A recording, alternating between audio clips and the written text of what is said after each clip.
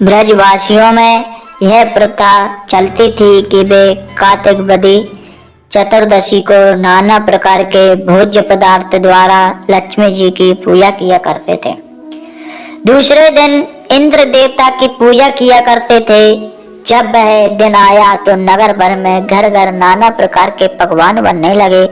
तब भगवान कृष्ण ने नंद जी से पूछा कि बाबा, आप सब लोग अपने अपने घरों में हर प्रकार के पदार्थ बनाकर आनंद दिखाई दे रहे हैं।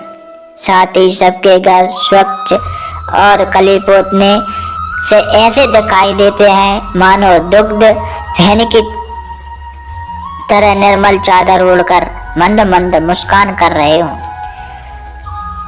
भगवान के मुख से यह वचन सुनकर नंद जी कहने लगे कि कन्हैया, क्या तुमको मालूम नहीं है कि आज दीपावली है?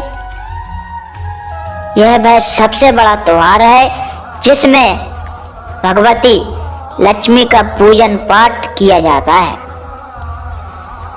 जिससे वह प्रसन्न होकर मनुष्यों को सब प्रकार से सुख प्रदान करती है।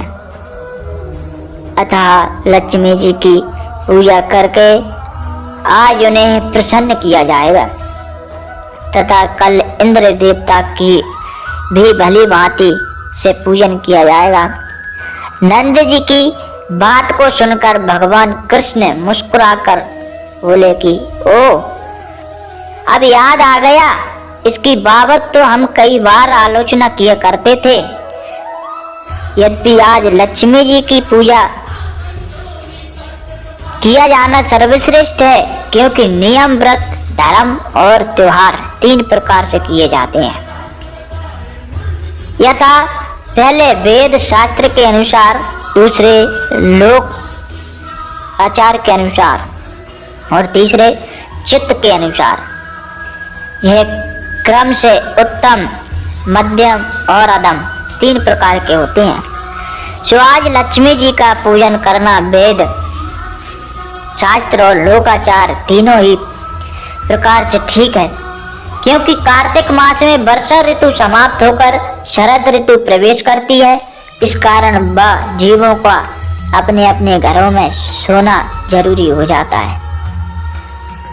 किंतु वर्षा ऋतु के विषैले कीटाणु जो नाना प्रकार की बीमारियों को बीज बोते हैं, घरों में अपना अड्डा बनाए होते हैं, अतः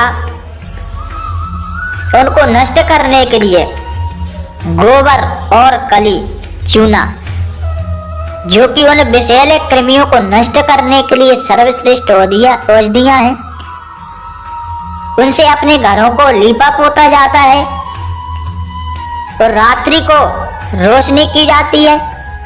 इन सब बातों से घर स्वच्छ होकर सोने के लिए प्रयुक्तम हो जाते हैं तथा शरद ऋतु में उत्तम पदार्थ खाने से शरीर में शक्ति उत्पन्न हो जाती है, जिससे भयानक रोगों की किंचित मात्र भी प्रभाव नहीं पड़ते हैं। हे बाबा, जो लक्ष्मी का पूजन नहीं किया करता है, उसके घर से वह रुष्ट होकर चली जाती है। इस लोकोक्ति में सबसे बड़ी सत्यता यह है कि जो अपने भवन, वस्त्र और शरीर को स्वच्छ नहीं रखकर स्वच्छ आहार नहीं करते, वे अवश्य रोगी हो जाते हैं। और जिस घर में रोगी होते हैं, उस घर में लक्ष्मी अवश्य ही चली जाती है। हे बाबा, इसी प्रकार हमारे वेद शास्त्र और ऋषि महर्षियों ने शारीरिक, मानसिक और आध्यात्मिक तीनों उद्देश्यों को लेकर यह व्रत, नियम और त्योहार बनाए हैं। किंतु कल इंद्र की पूजा करना सर्वथा अनुचित है, क्योंकि वर्षा ऋतु समाप्त हो चुकी है और प्रकृति अनुसार इस समय वर्षा हानि को छोड़कर कोई लाभ भी नहीं पहुंचा सकती है। अतः कार्तिक में इंद्र की पूजा करके उनको प्रसन्न करना, अपने पैरों पर स्वयं कुल्हाड़ी मारना है। इन सब कारणों को लेकर तुम्हें कल या परसों गोवर्धन पहाड़, गौ ब्राह्मण और वन देवता का पूजन करना चाहिए, क्योंकि गौओं की पूजा करने से हमें खेती के लिए बैल और खाने के लिए दूध, दही, मक्खन जैसे अमृत तुल्य पदार्थ मिलेंगे एवं गौओं को पालने के लिए पर्वत वन की भी आवश्यकता हुआ करती है। सो गोवंश वर्धन के लिए हमारे पास गोवर्धन पहाड़ अति उत्तम स्थान है। सो ढिंडोरा पिटवाकर कार्तिक शुद्धि प्रतिपदा को नवान्न द्वारा अवश्य सब ब्रजवासियों को गोवर्धन का पूजन विधि विधान से करना चाहिए। भगवान की कृष्ण की यह बात सुनकर नंद जी ने ब्रज भूमि में यह ढिंडोरा पिटवा दिया कि कार्तिक शुद्धि प्रतिपदा को इंद्र देवता की पूजा न करके गोवर्धन पर्वत की पूजा नवान्न पकवान द्वारा धूमधाम से की जाएगी। सो सब ब्रजवासी अपने गौओं को सजा नाना प्रकार के पदार्थ को लेकर कुटुंब के साथ वहां पधारे और गोवर्धन पर्वत की पूजा का अनुपम लाभ प्राप्त करें। हे राजन, नंद जी का उपरोक्त आज्ञा पत्र निकलने पर हर ब्रजवासी अपनी स्त्री बाल बच्चों सहित नाना प्रकार के सुंदर वस्त्र आभूषण पहनकर गौओं को फूलमाला और घंटा आदि को से सजाकर नवान्न पकवानों को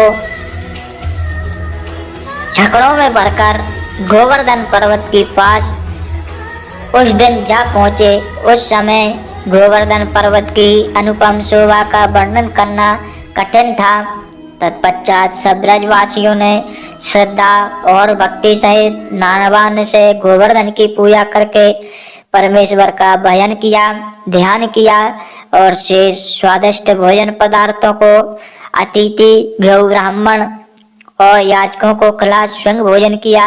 हे राजन, उस समय भगवान कृष्ण ने अपना चतुर्भुज रूप धारण करके सबको दर्शन दिया, जिससे सब आनंद में मग्न होकर भगवान जगदीश्वर की नाना प्रकार से स्तुति करने लगे।